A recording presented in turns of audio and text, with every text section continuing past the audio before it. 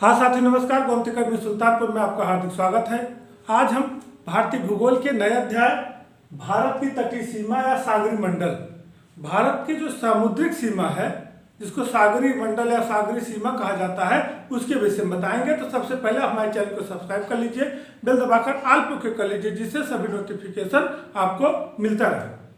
भारतीय भूगोल का जो भी वीडियो आपको दे रहे हैं छोटा छोटा है, परीक्षा के दृष्टिकोण से महत्वपूर्ण है, आपका कॉन्सेप्ट बनाते हुए परीक्षा के लिए उपयोगी है। जैसे प्रश्न आपके एग्जाम में आते हैं सेम उसी को ध्यान में रखकर परीक्षा के व्यू से ही यह वीडियो बनाया जा रहा है, पॉइंट वाइज बनाया जा रहा है जिससे आपको एग्जाम देने में कोई समस्या ना हो। यूपीपीसीएस प्री का एग्जाम हो, लोअर हो, जीएस से संबंधित कोई भी प्रश्न हो, टीजीटी पीजीटी एलटी कोई भी हो, जहां आपको बहुत दिक्कत का सामना ना करना पड़े। तो सबसे महत्वपूर्ण चीज़ क्या है कि आप हमारे वीडियो में बने रहिए, लास्ट तक देखिए, आपको बहुत महत्वपूर्ण चीज़ें मिलेंगी। तो आप हमारे चैनल को सब्सक्राइब कर लीजिए और इसको शेयर भी करते रहिए, लाइक करते रहिए, कमेंट करेंगे, हम आपको उसको जवाब देंगे। आइए, आपका समय बहुत ज़्यादा नहीं लेंगे। भारत की तटीय सीमा, भारत की तटीय सीमा या सागरी मंडल, इसको आप ध्यान से समझिए। हम आपको मैप के माध्यम से समझा दे रहे हैं और उसके कुछ शब्दावली है उसको बता देंगे, आपका आसानी से हो जाएगा। एक आध प्रश्न यहाँ से आते हैं, मेंस में भी इस तरह प्रश्न पूछे जाने की संभावना रहती है। तो सबसे पहले आप समझ लीजिए कि देखिए, इसको आप समझना है तो आप जो है एकदम आसानी से इसको समझिए।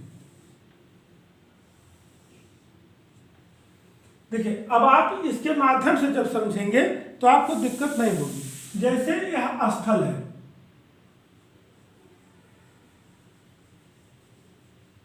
अब ये हमारा क्या है, स्थल है। ध्यान समझिए, इसको समझने का मुख्य चीज क्या है कि यह जो है स्थल है, ये पोर्शन, ये पूरा हमारा स्थल लोकेटेड है।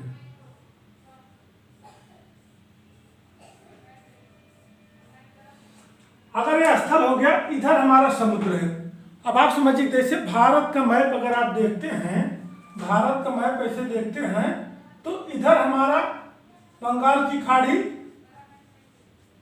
और इधर हमारा अरब सागर, बंगाल की खाड़ी इधर है, अरब सागर इधर है। तो ये हमारा जो है स्थल जो है इसी तरह तो है, यहां तक ऐसे उबड़ खाबड़ इस तरह से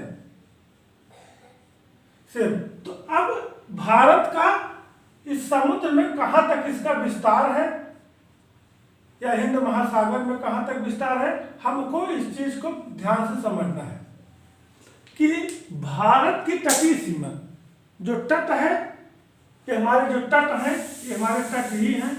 तट की सीमा बंगाल की खाड़ी में कहां तक है, अरब सागर में कहां तक है, हिंद महासागर में कहां तक है, इस चीज को हमको समझना है। इसको हम सागरी मंडल या सामुद्रिक सीमा भी कहते हैं। तो समझ के हम क्या बताना चाह रहे हैं ये आप जान गए होंगे कि जो हमारे भारत के विषय में बता रहे हैं, तो भारत के विषय में समझाएंगे, जब वर्ड का समय आएगा उसको भी बताया जाएगा। तो भारत की जो सीमा है पूरा पश्चिम उत्तर दक्षिण, जिसके पूर्व में बंगाल खाड़ी, पश्चिम अरब सागर और दक्षिण में हिंद महासागर, इस तरह से जो तटीय राज्य हैं या जो भारत का तट है इसका समुद्र में विस्तार कहां तक है, इसकी चर्चा हम इस वीडियो में करने जा रहे हैं। तो जैसे हमारा ये हो गया, अब जो नियम यहाँ होगा वही नियम पूरे जगह लगेगा। तो इसलिए हमने बनाया कि हमारा स्थल है, इसके बाद हमारा ये स्थल ले लिए हम, यही चीज को हम यहाँ लोकेट कर लिए। जब इस चीज को हम यहाँ लोकेटेड कर लिए तो अब बचा हुआ जो, जब इस चीज को हम इसे लोकेटेड कर लिए, बचा हुआ हमारा ये समुद्र हो गया, पूरा जल, ये समझ लीजिए का पूरा जल भरा हुआ है, ये सागर है। अब चाहे हिंद महासागर समझ लीजिए, चाहे बंगाल की खाड़ी, चाहे अरब सागर, क्योंकि सब जगह वही रूल है, वही सीमा है जो निर्धारित किया गया है। अब आप समझिए, ये हमारा स्थल हो गया। अब एक जब सीधी रेखा बनाएंगे, इसको नापने के लिए हम एक आधार रेखा बनाएंगे। अब ये रेखा, हमारी जो रेखा हो गई, इसको कहते हैं आधार रेखा। इसको क्या कहते हैं? आधार रेखा। अब आधार रेखा का क्या मतलब हुआ कि जैसे कहीं अंदर गई रेखा, तट अंदर है, कहीं बाहर है, कहीं फिर अंदर है, कहीं बाहर है, इस तरह जो सबसे बाहरी पोर्शन होगा उसी को खींचे हुए एक आधार रेखा खींची जाती है। अब आप ये प्रश्न पूछेंगे कि पूछ सकते हैं कि पानी में कैसे आधार रेखा खींची जाती है, तो इसके लिए यह टेढ़े मेढ़े स्थल को जल से मिलाने वाली एक रेखा होती है, आधार रेखा। यह एक कल्पित रेखा होती है। कैसे? कल्पित रेखा। यह एक कल्पना मान लिया जाता है, इस तरह से माना जाता है। अब आधार रेखा किसे कहते हैं, इसकी आप परिभाषा जान लीजिए कि टेढ़े मेढ़े स्थल खंडों के मिलाने वाली काल्पनिक रेखा या कल्पित रेखा को आधार रेखा कहा जाता है। अब आप समझ गए होंगे कि जैसे कहीं तिरछा है, कहीं ज़्यादा अंदर है, कहीं थोड़ा बाहर है, फिर कहीं और बाहर है, थोड़ा अंदर है, ज़्यादा अंदर है, इस तरह से सीक्वेंस जो बना हुआ है, इस तरह से जो विसंगति बनी हुई है, तो इसको समझने की जरूरत है, बहुत रटने की जरूरत नहीं है भाई। जैसे वहाँ है, अब यहाँ पर जैसे ये पोर्शन यहाँ तक है, ये पोर्शन यहाँ तक है, तो हमारी काल्पनिक रेखा यहाँ से हो जाएगी। मतलब अब एक काल्पनिक रेखा हो गई। काल्पनिक रेखा का मतलब है कि जो टेढ़े मेढ़े स्थल खंड हैं, टेढ़े मेढ़े स्थल खंडों को मिलाने वाली काल्पनिक रेखा को आधार रेखा कहते हैं। अब इसके अंदर जल भी भरा होगा।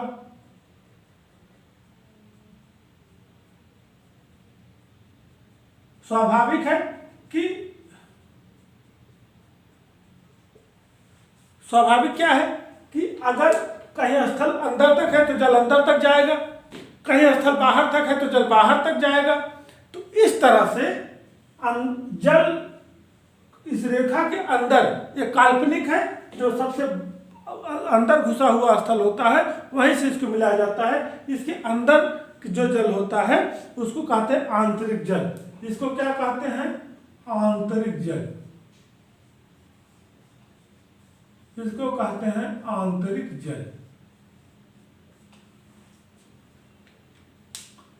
आंतरिक जल का मतलब है कि स्थल भाग और आधार रेखा के बीच स्थित जल को आंतरिक जल कहते हैं। परिभाषा देखिए, आप बनाते चलिए, हम लिख नहीं रहे, आप समझा रहे हैं, आप समझते चलिए। लिखना चाहते लिख सकते हैं, बार बार वीडियो देख लीजिए, क्लियर हो जाएगा। स्थली भाग और आधार रेखा के बीच में स्थित जल को आंतरिक जल कहा जाता है। आप क्लियर हो गए? अब जैसे स्थल यहाँ तक है, यहाँ तक हमारी आधार रेखा हो गई कि स्थल के ऊंचे भाग टेढ़े मेढ़े रास्ते को मिलाते हुए एक जो सीधी रेखा, काल्पनिक रेखा खींची जाती है, उसको मान लिया जाता है हमारी आधार रेखा। और इस आधार रेखा स्थल के बीच में जो जल है वही हमारा क्या हो गया? आंतरिक जल। अब आप क्लियर होंगे? अब समझिए, इसका विस्तार 3 तरह से किया गया है। अब आप इसको समझिए, यही चीज़ आप समझ जाइए, आपको बहुत दिक्कत नहीं होगी और आसानी से आपका काम हो जाएगा।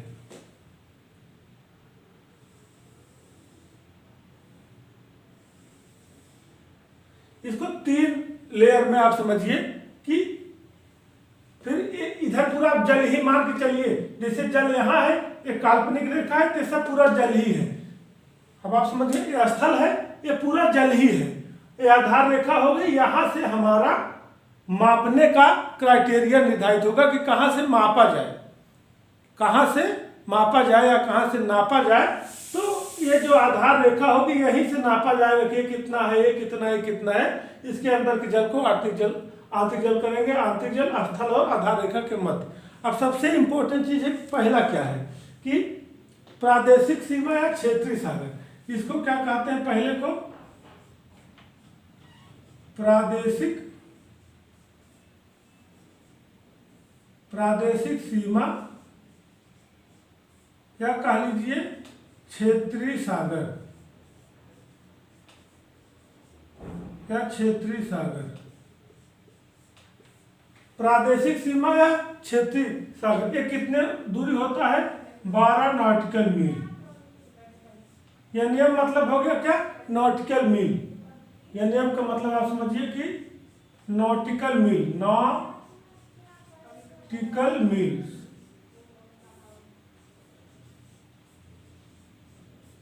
समुद्री दूरी को नॉटिकल मील में नापते हैं।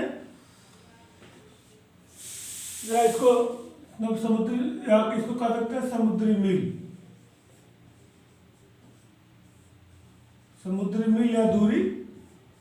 इस तरह का भी प्रश्न बनता है कि समुद्र की दूरी को किस में नापते हैं, तो एग्जाम में समुद्री मील देते तो आप जल्दी से हल कर ले, दे देता है नॉटिकल मील। तो समुद्र की दूरी किस में मापते हैं, नॉटिकल मील में। अब आप समझ गए होंगे कि ये नियम नॉटिकल मील। तो प्रादेशिक सीमा या क्षेत्रीय सागर का विस्तार 12 नॉटिकल मील, 12 यह नियम होता है, या 12 समुद्री मील कह सकते हैं। तो ये बहुत इंपॉर्टेंट चीज है। अब इसके बाद इसमें क्या क्या काम किया जा सकता है, इसको आप नोट करते चलिए। चाहे आप समझ लीजिए, पहला समुद्री मील, या पहला हाँ बता देते, पहला आपका क्या है, पहला आपका है कि क्षेत्रीय सागर, पहला क्षेत्रीय सागर।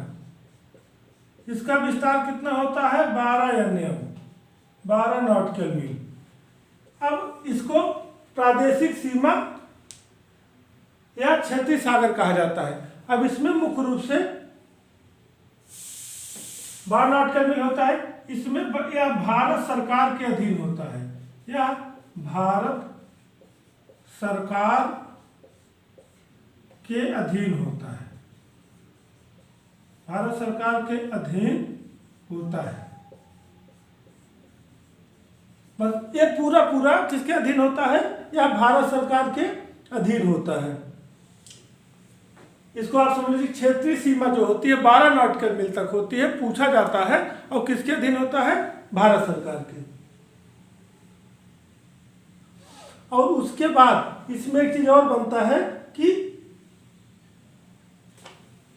प्रश्न की प्रादेशिक की किसी भारत की प्रादेशिक सीमा कितनी होती है, पहला क्वेश्चन 12 नॉटिकल मील। या क्षेत्रीय सागर की सीमा कितनी होती है, 12 नॉटिकल मील। किसके अधिकार में होता है, तो राज्य मत लगाइएगा, क्योंकि यहां से हम जब शुरू करते हैं तो यहाँ राज्य का कोई रोल नहीं इसकी सीमा में, क्योंकि ये समुद्र का मामला है। तो चाहे जिधर हो वह भारत सरकार के अधीन होता है, तो यह भारत सरकार के अधीन होता है। इस पे आप कंफ्यूजन होने की जरूरत नहीं है, यह भारत सरकार के सीधे अधीन में कार्य करता है। 12 नॉटिकल मील ये बहुत इंपॉर्टेंट है, कई बार पूछा भी गया है कि क्षेत्रीय सागर की सीमा कितनी होती है, 12 नॉटिकल मील तक। अब अगला 12 के बाद 24 नॉटिकल मील, 12 के बाद 24 या नियम।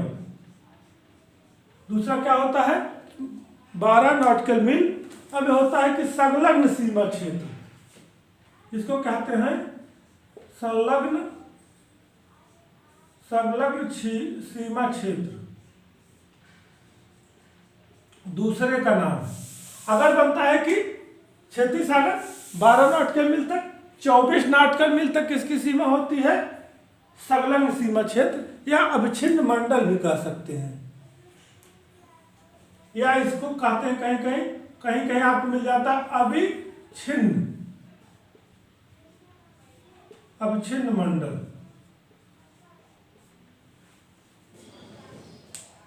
अब मुख्य रूप से इसमें क्या काम होता है, नंबर 2 भारत सरकार के अधीन, क्योंकि इधर टोटल ही भारत सरकार के अधीन कार्य करता है, लेकिन सबका अलग अलग होता है। संलग्न सीमा क्षेत्र, संलग्न सीमा क्षेत्र, इसमें भारत सरकार क्या कर सकती है, या अब इधर भारत सरकार का चल रहा है, अब क्षेत्रीय सागर हो गया, इसके बाद संलग्न सीमा क्षेत्र अविच्छिन्न मंडल, इसमें क्या काम किया जा सकता है। इसमें सरकार को, भारत सरकार को सीमा शुल्क वसूली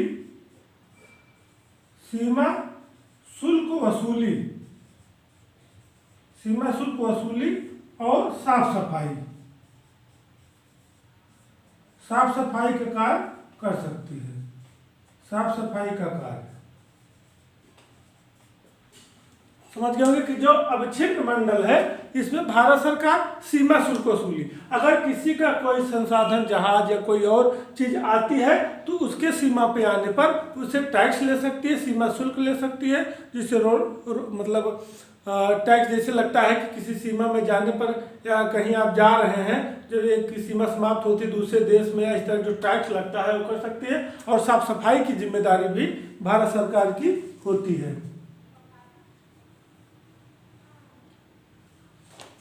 अब संलग्न क्षेत्र, उसके बाद 12-24, अब 200 नॉटिकल मील, 200 या नियम नॉटिकल मील, इसको कहते हैं अनन्य आर्थिक क्षेत्र, अनन्य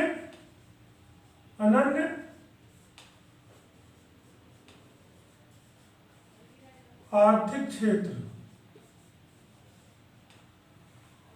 दूसरे अनन्य आर्थिक क्षेत्र, ये 200 तक होता है। स्पष्ट हो गया, क्षेत्रीय सागर या प्रादेशिक सीमा 12 नॉटिकल मील, संलग्न या अवच्छिन्न मंडल 24 और अनन्य आर्थिक क्षेत्र 200 मील तक होता है। अब इसमें क्या होता है कि इसमें मुख्य रूप से पहला काम, इसमें क्या क्या कर सकती है हम ऐसे लिख दे रहे हैं कि पहला सबसे मुख्य चीज आपको समझना है कि ये भी पूछा जाता है कि इसमें मेन काफी कुछ काम है। वैज्ञानिक अनुसंधान कर सकती है, क्या कर सकती है? वैज्ञानिक अनुसंधान कर सकती है, वैज्ञानिक अनुसंधान। कहने का मतलब है कि अगर कोई शोध वैज्ञानिक रूप से करना है तो वहां कर सकती है। नए द्वीपों का निर्माण कर सकती है, अगर कोई द्वीप बनाना है नए द्वीपों का निर्माण कर सकती है।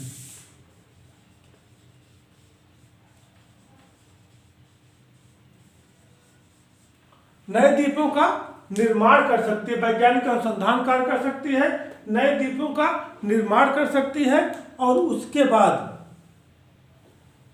इसमें जैसे सीमा शुल्क वसूली, साफ सफाई, इसमें वैज्ञानिक अनुसंधान, नए द्वीपों का निर्माण और संसाधन दोहन, संसाधन दोहन का कार्य। जैसे कोई चीज वहां है समुद्र के अंदर जो देश के हित में है, संसाधन दोहन का कार्य कर सकती है, कार्य संदोहन का कार्य कर सकती है।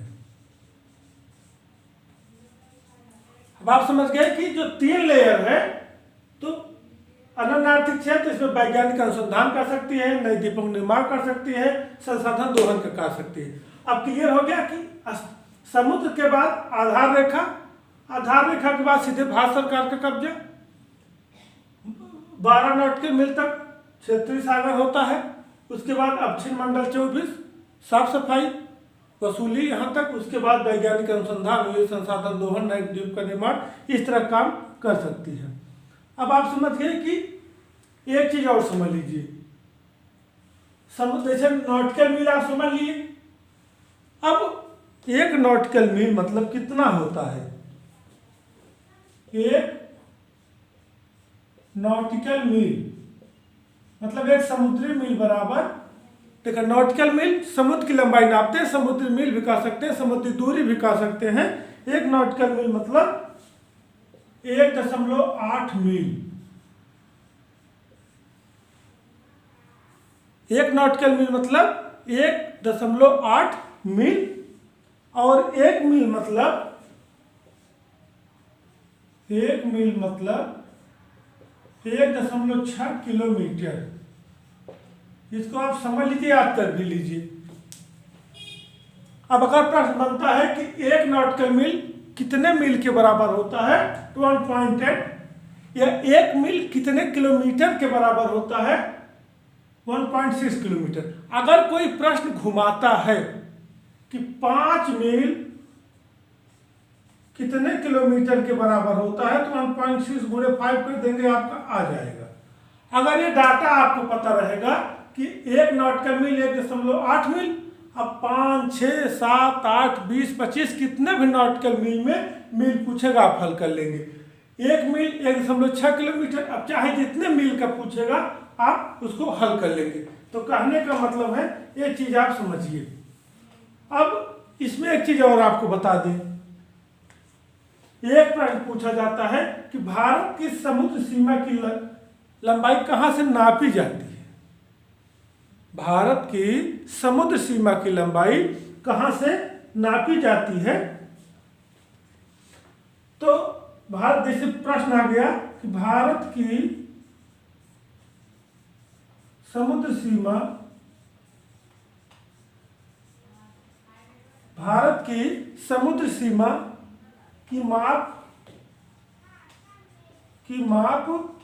कहां से की जाती है, कहां से की जाती है।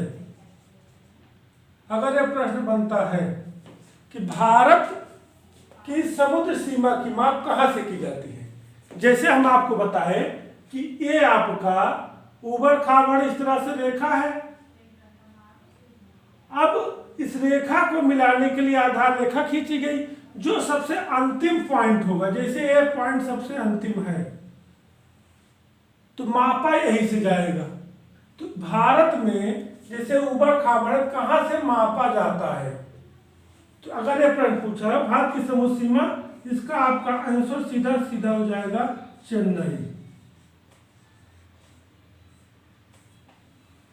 आपको कंफ्यूज होने की जरूरत नहीं है, भारत की समुद्र सीमा चेन्नई से नापी जाती है। ये प्रश्न याद कर लीजिए, सबसे महत्वपूर्ण, क्योंकि जो लास्ट पॉइंट है चेन्नई का है, वहीं से मापा जाता है। जैसे यहाँ ज्यादा निकाल है तो यहाँ पर ही चेन्नई से इसको मापा जाता है। एक चीज और जान लीजिए, जैसे भारत में यहाँ पर इसे श्रीलंका दर्शाया गया है, तो भारत के साथ श्रीलंका का पूरा मैप क्यों साझा किया जाता है। जैसे भारत के पड़ोसी देश चाहे आपके बांग्लादेश हुए, चाइना हुए, पाकिस्तान हुए, नेपाल हुआ, भूटान हुआ, अफगानिस्तान हुआ, श्रीलंका है, तो श्रीलंका का पूरा मैप भारत के साथ क्यों साझा किया जाता है, इसको आप समझिए। क्योंकि यही अनन्य आर्थिक क्षेत्र की वजह से, क्योंकि दोनों का अनन्य आर्थिक क्षेत्र साझा है। एक प्रश्न और समझिए, कहीं मेंस में या इंटरव्यू में इस तरह पूछे कि भारत के 7 पड़ोसी देश है, मेंस में या इंटरव्यू में या आपके प्री में भी कोई प्रश्न घुमा के बनाता है कि भारत के साथ 7 पड़ोसी देश हैं, और भारत के मैप में जब वर्ड आप एशिया देखेंगे तो उसके बाद जैसे भारत के मैप के साथ श्रीलंका का ही पूरा मैप क्यों साझा किया जाता है। भाई एशिया का मैप देखें तो सब देश दिखा रहे पूरे एशिया का, लेकिन जब भारत का मैप और इंडिया का मैप आप देखते हैं, चाहे प्राकृतिक हो चाहे राजनीतिक, कोई भी मैप जब आप देखते हैं तो उसके साथ श्रीलंका का मैप क्यों साझा किया जाता है, क्योंकि भारत की अनन्य आर्थिक क्षेत्र की सीमा श्रीलंका के साथ साझा है, क्योंकि यहाँ दूरी ज्यादा है नहीं। भाई ये भी यहाँ से 200, ये भी यहाँ से 200 नॉटिकल मील नापेंगे, ये भी यहाँ से 200 नॉटिकल मील नापेंगे, तो दिक्कत होगी। इसलिए दोनों के लिए अनन्य आर्थिक क्षेत्र साझा है, क्योंकि इसकी अपनी स्वयं की क्षेत्रीय सागर है, भारत का स्वयं का है, संलग्न सीमा इसकी अपनी है, इसकी अपनी है, लेकिन जो अनन्य आर्थिक क्षेत्र है यह जो है श्रीलंका और भारत का साझा है। भारत प्लस श्रीलंका, श्रीलंका का साझा है। एक चीज आप जानते रहिए, अगर पूछा है कि भारत की अनन्य आर्थिक क्षेत्र सीमा किसके साथ साझा है, श्रीलंका के साथ, ये प्रश्न आपके लिए परीक्षा व्यू से बहुत महत्वपूर्ण है। तो ये रहा आपका भारत की तटीय सीमा, आपको जरूर पसंद आया होगा। एक बार चर्चा कर लेते हैं कि नॉटिकल मील समुद्र की दूरी नापते हैं, 1 नॉटिकल मील 1.8 मील, 1 मील 1.6 किलोमीटर। अब स्थल से एक आधार रेखा खींची गई है, उसको काल्पनिक रेखा कहते हैं। वो चेन्नई अंतिम पॉइंट है जहां भारत की सीमा मापी जाती है। अंदर के जल को आंतरिक जल कहते हैं। 3 लेयर है, 12, 24, 200, 12, 24, 200 सब भारत सरकार का अधीन है। इसको क्षेत्रीय सागर कहा जाता है 12 नॉटिकल मील तक या प्रादेशिक सीमा। उसके बाद 24 संलग्न आर्थिक सीमा क्षेत्र है, अवच्छिन्न मंडल होता है। यहाँ पर सीमा शुल्क वसूली, साफ सफाई का काम किया जाता है और अन्य आर्थिक क्षेत्र 200 नॉटिकल मील तक होता है। भारत श्रीलंका का साझा है, इसलिए भारत के मैप के साथ श्रीलंका का मैप दिखाया जाता है और यहाँ वैज्ञानिक अनुसंधान, नए द्वीपों का निर्माण और संसाधन दोहन का कार्य किया जा सकता है। यह रहा आपका महत्वपूर्ण वीडियो। अगले वीडियो में मिलेंगे। जय हिंद, जय भारत।